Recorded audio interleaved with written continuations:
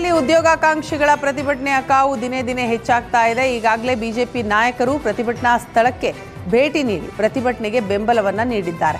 ಇದೀಗ ಪ್ರತಿಭಟನಾಕಾರರು ಬೆಂಗಳೂರಿನಲ್ಲಿ ಮಾಜಿ ಪ್ರಧಾನಿ ದೇವೇಗೌಡರನ್ನ ಭೇಟಿ ಮಾಡಿ ಬೆಂಬಲ ನೀಡಬೇಕು ಅಂತ ಮನವಿ ಮಾಡಿದ್ದಾರೆ. ಸರ್ಕಾರ ಒಳ ಮೀಸಲಾತಿ ಸಮೀಕ್ಷೆ ಅಂತೆಲ್ಲ ನಾಟಕ ಮಾಡಿಕೊಂಡು ಉದ್ಯೋಗಾಕಾಂಕ್ಷಿಗಳ ಜೊತೆ ಚೆಲ್ಲಾಟ ಆಡ್ತಾ ಇದೆ. ಅಧಿಕಾರಕ್ಕೆ ಬಂದಾಗ 2.5 ಲಕ್ಷ ಉದ್ಯೋಗ ಸೃಷ್ಟಿ ಮಾಡ್ತೀವಿ ಅಂತೆಲ್ಲ ಭರವಸೆ ಕೊಟ್ಟು ಇದೀಗ ಮಾತು ತಪ್ತಾ ಇದೆ.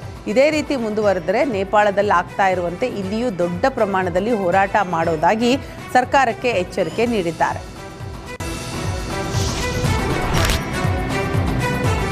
ಛತ್ರಪತಿ ಶಿವಾಜಿ ಮಹಾರಾಜರ ಭಾವಚಿತ್ರ ಮೆರವಣಿಗೆಯ ವೇಳೆ ಕಲ್ಲೆಸೆತ ಪ್ರಕರಣ ಖಂಡಿಸಿ ಇಂದು ಬಾಗಲಕೋಟೆಯಲ್ಲಿ ಹಿಂದೂ ಕಾರ್ಯಕರ್ತರು ಬೃಹತ್ ಪ್ರತಿಭಟನೆ ನಡೆಸಲಿದ್ದಾರೆ. ಹೀಗಾಗಿ ಹಳೆ ಬಾಗಲಕೋಟೆ, ನವನಗರ, ವಿದ್ಯಾಗಿರಿ ವ್ಯಾಪ್ತಿಯಲ್ಲಿ ಮದ್ಯ ಮಾರಾಟ ಹಾಗೂ ಸಾಗಾಣಿಕೆಗೆ ನಿಷೇಧ ಹೇರಲಾಗಿದೆ. ಬಾಗಲಕೋಟೆ ಪೊಲೀಸ್ ಅಧೀಕ್ಷಕರ ಕೊರತೆಯ ಮೇರೆಗೆ ಮದ್ಯ ಮಾರಾಟಕ್ಕೆ ನಿಷೇಧ ಹಾಕಲಾಗಿದೆ. ಇನ್ನು ಹಿಂದೂ ಸಂಘಟನೆಗಳಿಂದ ಬೃಹತ್ ಪ್ರತಿಭಟನೆ ನಡೆಯೋದರಿಂದ ಪೊಲೀಸರು ಕಟ್ಟೆಚ್ಚರ ವಹಿಸಿದ್ದಾರೆ.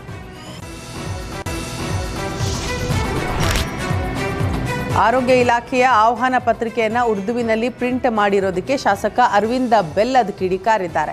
ಕನ್ನಡದ ಜೊತೆಗೆ ಉರ್ದು ಪ್ರಕಟಿಸಿದರೆ ನಮ್ಮದೇನೂ ಅಭ್ಯಂತರ ಇಲ್ಲ, ಆದರೆ ಕೇವಲ ಉರ್ದು ಭಾಷೆಯಲ್ಲಿ ಪ್ರಕಟಿಸೋದು ಸರಿಯಲ್ಲ. ಕಾಂಗ್ರೆಸ್ ಯಾವಾಗಲೂ ಬರೀ ಇಂತಹ ಒಣ ರಾಜಕೀಯ ಮಾಡುತ್ತೆ. ಅತಿಯಾದ ಓಲೈಕೆ ರಾಜಕಾರಣ ಮಾಡಲು ಭಾಷಾ ಬಾಂಧವ್ಯದ ನಡುವೆ ಜಗಳ ಹಚ್ಚೋ ಕೆಲಸ ಮಾಡಬಾರ್ದು, ಸಿದ್ದರಾಮಯ್ಯ ಸಮಾಜ ಒಡೆಯೋ ಕೆಲಸ ಮಾಡಬಾರ್ದು ಅಂತ ವಾಗ್ದಾಳಿ ನಡೆಸಿದ್ರು. ಸಂಸದ ಯದುವೀರ್ ಒಡೆಯರ್ ಕೊಡಗು ಜಿಲ್ಲೆಯ ಕರ್ತೋಜಿಯಲ್ಲಿ ರಾಷ್ಟ್ರೀಯ ಹೆದ್ದಾರಿ ಬದಿ ತಡೆಗೋಡೆ ನಿರ್ಮಾಣ ಕಾಮಗಾರಿಗೆ ಭೂಮಿ ಪೂಜೆ ನೆರವೇರಿಸಿದರು. ನಂತರ ಮಾತನಾಡಿದ ಯದುವೀರ್, ರಾಜ್ಯದಲ್ಲಿ ಮತ್ತೆ ಸಿಎಂ ಹಾಗೂ ಸಚಿವ ಸ್ಥಾನಕ್ಕಾಗಿ ಕಿತ್ತಾಟ ಶುರುವಾಗಿದ್ದು, ಕಾಂಗ್ರೆಸ್ ಕುರ್ಚಿಯ ಹಗ್ಗ ಜಗ್ಗಾಟದಿಂದ ರಾಜ್ಯದ ಅಭಿವೃದ್ಧಿ ಕುಂಠಿತವಾಗಿದೆ ಅಂತ ಸರ್ಕಾರದ ವಿರುದ್ಧ ಅಸಮಾಧಾನ ವ್ಯಕ್ತಪಡಿಸಿದ್ದಾರೆ. ಅಲ್ಲದೆ ನಿಮ್ಮ ಕಿತ್ತಾಟದಲ್ಲಿ ರಾಜ್ಯದ ಅಭಿವೃದ್ಧಿಯ ಹಿಂದೆ ಬಿದ್ದಿದೆ. ಇದು ಕಾಂಗ್ರೆಸ್ ಪಕ್ಷದ ಆಂತರಿಕ ವಿಚಾರ. ಇದನ್ನ ಈ ಜಿಲ್ಲೆಯ 2 ಶಾಸಕರನ್ನೇ ಕೇಳಬೇಕು ಅಂತ ಹೇಳಿದರು.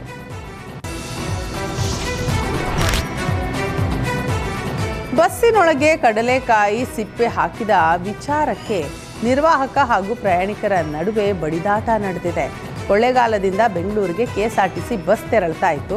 ಈ ಸಂದರ್ಭ ಕಡಲೆಕಾಯಿ ತಿಂದು ಬಸ್ನೊಳಗೆ ಪ್ರಯಾಣಿಕರಾದ ಫಯಾಜ್ ಮತ್ತು ಶಾರಾನ್ ಬಿಸಾಡಿದ್ದಾರೆ. ಇದನ್ನು ಪ್ರಶ್ನಿಸಿದ ನಿರ್ವಾಹಕ ಮುನಿ ಮಾದಯ್ಯನ ಮೇಲೆ ಹಲ್ಲೆ ಮಾಡಿದ್ದಾರೆ. ನಿರ್ವಾಹಕ ಮುನಿ ಮಾದಯ್ಯ, ಪ್ರಯಾಣಿಕರಾದ ಫಯಾಜ್, ಶಾರನ್ ನಡುವೆ ಮಾರಾಮಾರಿ ನಡೆದಿದ್ದು 3 ಗಾಯ ಆಗಿ ಕೊಳ್ಳೇಗಾಲ ಸರ್ಕಾರಿ ಆಸ್ಪತ್ರೆಗೆ ಸೇರಿಸಲಾಗಿದೆ. ಕೊಳ್ಳೇಗಾಲ ಗ್ರಾಮಾಂತರ ಪೊಲೀಸ್ ಠಾಣೆಯಲ್ಲಿ ಈ ಸಂಬಂಧ ಪ್ರಕರಣ ದಾಖಲಾಗಿದೆ.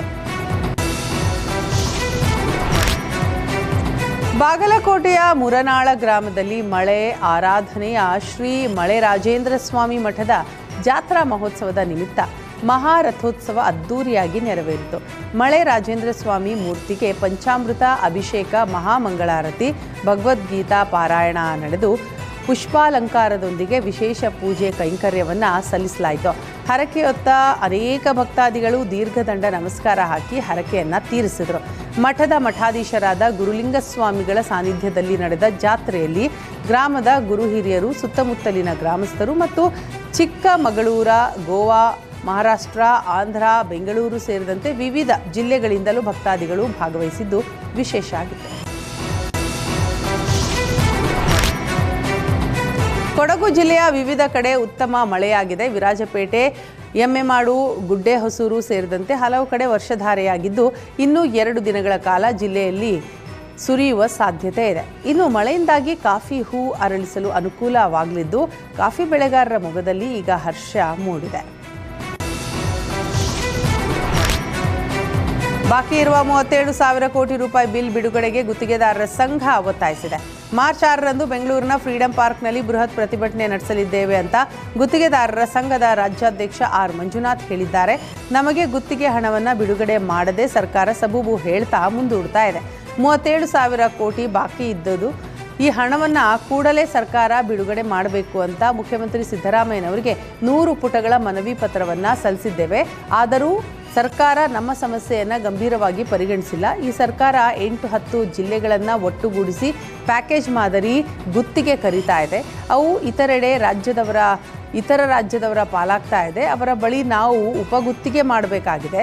ಕೆಲಸ ಮಾಡಿ ಬಾಕಿ ಹಣಕ್ಕಾಗಿ 31 ಜಿಲ್ಲೆಗಳ ಗುತ್ತಿಗೆದಾರರು ಕಾಯುವಂತಾಗಿದೆ ಅಂತ ಆಕ್ರೋಶ ವ್ಯಕ್ತಪಡಿಸಿದರು.